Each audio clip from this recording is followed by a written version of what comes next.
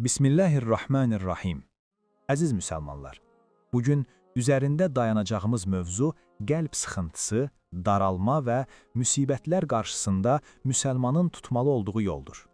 Çünki elə bir insan yoxdur ki, həyatında sıxıntı görməsin. Hər bir insan bu həyatda mal ilə, övlad ilə, sağlamlıqla imtahan olunar. Uca Allah buyurur: Biz sizi biraz qorxu, biraz aclıq, biraz da mal-dövlət, insan və məhsul itkisi ilə sınayarıq. Səbr edənlərə müjdə ver. Bəqərə surəsi 155-ci ayə. Bu ayə bizə öyrədir ki, sıxıntı Allahın bizə olan qəzəbi deyil. Əksinə, bu imtahandır. Kim bu imtahandan səbir və imanla çıxarsa, müjdəyə layiq olar. Peyğəmbərimiz sallallahu aleyhi və səlləm buyurur: İnsanların ən çox imtahana çəkilənləri peyğəmbərlər, sonra onlara bənzəyənlərdir. İmtahan təkcə yoxsulluqla olmur. Bəzən bolluqla, bəzən əmanətlə, bəzən də itki ilə olar. Bəzən insan malı ilə imtahan olunur. Allah ona ruzi verir, bolluq verir, lakin bu mal onu Allaha yaxınlaşdırmır, əksinə namazdan, zikirdən, sədəqədən uzaqlaşdırır. Mal artdıqca qəlbi daralır, rahatlıq azalır. Bu da bir imtahandır. Bəzən insan malının əlindən alınması ilə imtahan olunur. İllərlə zəhmətlə qazandığı sərvət bir anda gedir. Uca Allah buyurur: Həqiqətən var dövlətiniz və övladlarınız ancaq bir sınaqdır. Böyük mükafat isə Allah yanındadır. Tağabun surəsi 15-ci ayə. Bəzən insan övlad ilə imtahan olunur. Övlad verilir, lakin itayətsiz olur. Övlad verilir, lakin xəstə olur. Övlad verilir, lakin valideyn üçün sınağa çevrilir. Bəzən isə övlad heç verilmir.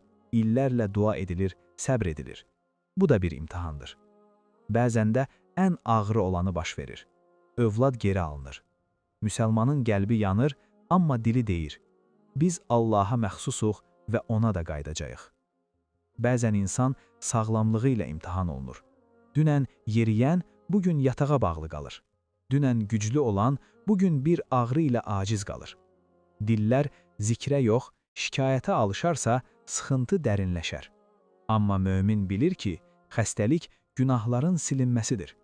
Peyğəmbərimiz sallallahu aleyhi və səlləm buyurur: Möminə dəyən hər bir yorğunluq, xəstəlik, kədər və ağrı onun günahlarına kəffarə olar. Əziz qardaşlar, mal gedər, övlad sınaq olar, sağlamlıq zəifləyər, lakin iman qaldıqca hər itki qazanca çevrilər. Əsil məğlubiyyət malın getməsi deyil, səbrin itməsidir. Əsil itki övladın olmaması deyil, ümidin sönməsidir. Uca Allah bizləri malda şükr edənlərdən, övladda səbr edənlərdən, xəstəlikdə razı olanlardan etsin. Sıxıntının ən böyük dərmanı Allahı zikr etməkdir. Çünki Uca Allah buyurur: Bilin ki, qəlblər ancaq Allahın zikri ilə rahatlıq tapar. Rəd surəsi 28-ci ayə. Dil Allahı zikr etmədikcə qəlb rahatlıq tapmaz. Qəlb boş qaldıqda isə şeytan oraya kədər və ümidsizlik salar. Sıxıntı zamanı namaza daha çox sarılın. Uca Allah buyurur: Səbr etmək və namaz qılmaqla Allahdan kömək diləyin. Bəqərə surəsi 45-ci ayət. Peyğəmbərimiz sallallahu aleyhi və səlləm bir çətinliklə üzləşəndə dərhal namaza yönələr və buyurardı: Ey Bilal, bizi namazla rahatlat. Bunu da bilməliyik ki, bəzən sıxıntının səbəbi günahlar olur. Ona görə də istiğfarı çoxaldın. Tövbə qəlbi yüngülləşdirər, ruhu rahatladar. Uca Allah buyurur: Ey iman gətirənlər, Allaha səmimi tövbə edin. Təhrim surəsi 8-ci ayə. Ey müsəlman cəmaatı, səbr edin. Çünki Allah səbr edənlərlə bərabərdir. Rəbbimiz bu barədə belə buyurur: Həqiqətən Allah səbr edənlərlədir. Bəqərə surəsi 153-cü ayət. Kim Allahla bərabərdirsə, o insan heç vaxt tək deyil. Sözümün sonunda özümə və sizlərə bunu nəsihət edirəm. Sıxıntı gələndə üsyan etməyin, ümidinizi kəsməyin. Çünki Allahın mərhəməti sıxıntıdan daha böyükdür. Uca Allah qəlblərimizi rahat, imanımızı möhkəm etsin. Sıxıntıda səbir, rahatlıqda şükür nəsib etsin. Və axiru da'vana enilhamdülillahi rabbil alamin.